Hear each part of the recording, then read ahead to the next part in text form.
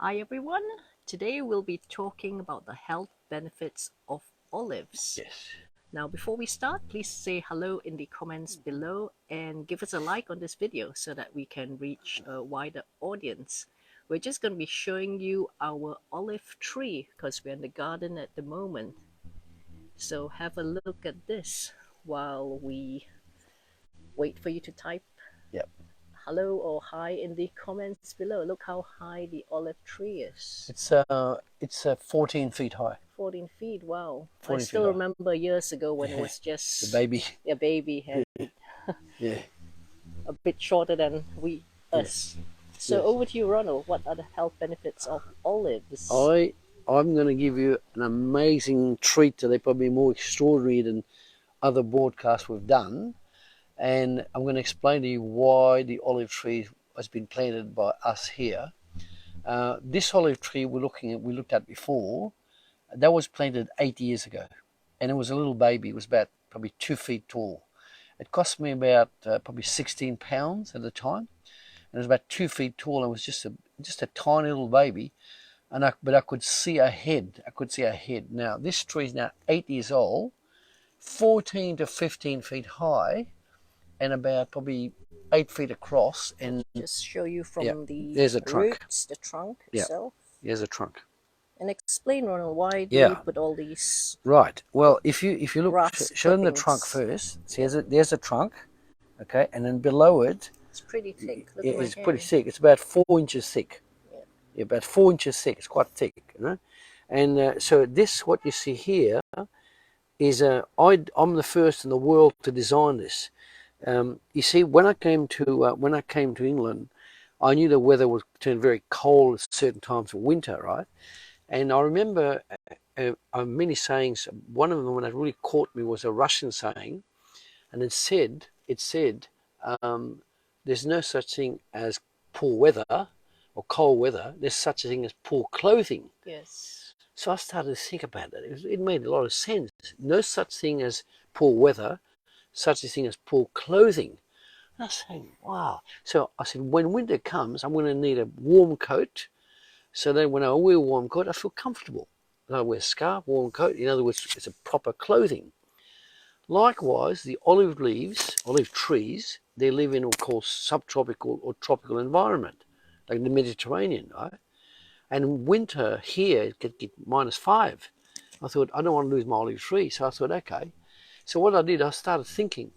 So I started putting what I call a skirt around the tree, right? So I built a unpainted timber, in other words, not painted, in other words, you get pollution, unpainted timber around the tree, and then slowly but surely build it up with other timber and lawn clippings and straw and all kinds of compostable material, cartons like this, like that, carton like that, from a parcel, right, all around the tree.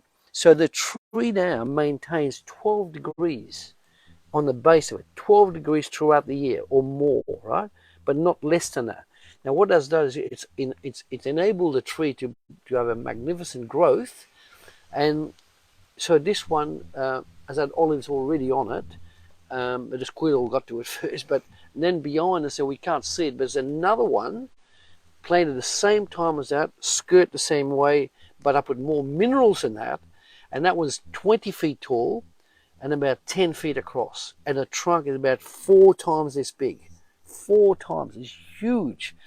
Now that tells you the difference within the minerals that this tree's got, the one we're looking at now, and the one behind us, which is like 20 feet tall and about 8 to 10 feet across, right? Now, why do I put so much care into the olive trees? Well, I discovered about 10 years ago, I discovered this interesting comment in one of the magazines I got, and it said there was an olive tree in Israel that was 800 years old. And I went, what? I said, yeah. So, and I'd done a lot of reading on Israel, a lot of reading on King James Bible. So I started looking at the Bible and seeing the amount of times olives were mentioned. Olives, olive oil, amount of olives in Israel. And so, anyway, I thought, I was very intrigued that this tree was 800 years old. So guess what I did? I connected with a friend of ours who we've known for 8 years as well, 8 to 10 years. She went to Israel at about that time, and then she and 15 others went all over Israel over 3 or 4 days, and they got to the border with Lebanon, still in Israel, and they found an olive tree there, and the guide had been there a long time. He said to them, that tree is not 800 years old, it's 980 years old. 980. That's like, wow, that's like 10 centuries. And then I connected with an Australian professor who got a PhD in understanding olives in Australia, and he confirmed something. He said the olive tree, look at the word he used, the olive tree is immortal. Not mortal like us and other things, immortal. There was a tree that was 980 years old, 980, and that friend of ours photographed the tree with 15 people across it, like that, 15 across, and the tree, measured the tree, it was 23 feet wide. I repeat that, 23 feet wide, and it was still bearing olives. So I thought, wow, this is powerful. And I know from my background in understanding horticulture and agriculture and organic gardening and so on for years, many years, that like trees like apple trees, plum trees, apricot trees, orange, they last about 35 years and then they desiccate, they die, viruses hit them. But the olive tree, no, it keeps going. It keeps going. Why? Because we found out there was a unique polyphenolic compound in the actual trunk of the olive tree and the leaves. In other words, whatever attacks that olive tree, it kills the virus. It kills the virus. Whatever that insect attacks it, it kills that insect. In other words, it's immortal. So guess what I did? When we started getting viruses around, I started giving people olive leaves from our garden, right? Listen carefully. 11 olive leaves. I showed them an olive leaf. That's what it looks like. Yeah, we'll show you what it looks like. There's one there. See, that's an olive leaf, right? 11 like that, okay? 11 olive leaves. And then we added to it 3 kaffir limes, 3 raspberry leaves, 3 bay leaves, and 3 pineapple sage leaves. In other words, listen to get in, 11 olive leaves, organically grown, bay leaves, 3, organically grown, raspberry leaves, 3, organically grown, kaffir lime leaves, organically grown, 3, and pineapple sage.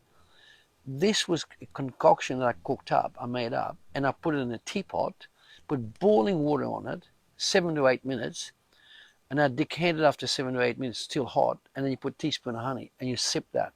And guess what? I haven't had a cold for 35 years. 35 years. No colds, no flu, nothing. Now, you're telling me that we're not on the wrong thing, a probably powerful thing. So we've now got 2 big olive trees. We've now got also 2 small olive trees about 3 feet tall and getting stronger by the day, right? We don't ever want to run out of olive leaves. So what I advise you to do, listen to my advice, come and talk to me, I'll explain it to you. Buy yourself a small olive tree, right? Probably cost you about 20 pounds, 30 pounds. Small olive tree, put it in the right place, fit the right minerals around it, and then you can start making tea like we are. So we look forward to your feedback, and we hope you enjoyed it today. So your health is often reliant on something that comes at you like from out of nowhere. But what we have been is this: I've researched it, and it is proven. What I'm saying makes sense. 980 years old tree. That is unbelievably powerful, right? I look forward to going to Israel and be actually photographed in front of that tree. And by the way, the lady that went to Israel and saw the tree, she bought some olives from that tree. It was still bearing olives. What does that tell you? Powerful. Great. So remember to give us a like on this video. And also, Ronald, can you just cover a bit more about the health benefits of eating olives? Yeah, absolutely. Well, as I said, you can use the olive leaves to make tea, but eating olives is a phenomenal approach also, because if you eat olives, right, that are from an olive tree, let's say you could eat 20 a day is not hard to eat, 20 every day, you would get that same polyphenolic compound as I'm talking about from the tree, because that's where it comes from the olive tree, right? So I would recommend eating 20. Now, my favorite olive tree, or my favorite olives, are Kalamata, right? You can get it Not expensive, not too cheap either. Probably about £3. You get quite a big container with about 40 olives in it. Now you could eat 20 olives of that tree. Calamata is a good one. Then you've got the blondo, which is a green one, and so on and so on. Right? But all olives are healthy, super healthy. Right? Now, if you can grow your own tree with your own olives, even better. But luckily today, with supermarkets, quality supermarkets like Waitrose and places like that, they do have quality olives that you can buy. You can actually buy whole in a container, or you can buy it in a brine or in olive oil itself, right? So now the other benefits, apart from the polyphenolic compound, which is a strong antioxidant which fights free radicals, is that the olives is very rich in potassium. Now, if you're prone to getting leg pain, leg cramps, even arthritic in the legs, eat olives. Eat olives, and also eat 2 tablespoons of olive oil with your dinner, with your salad or whatever. You must do it every single day.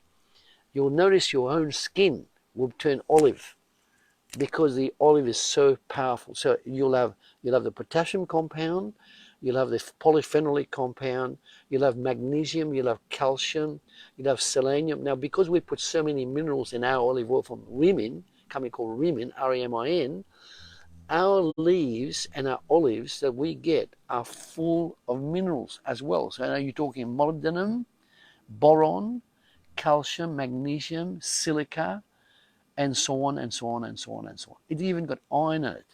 So that's how powerful this system is. So we look forward to getting your feedback and seeing how healthy you become.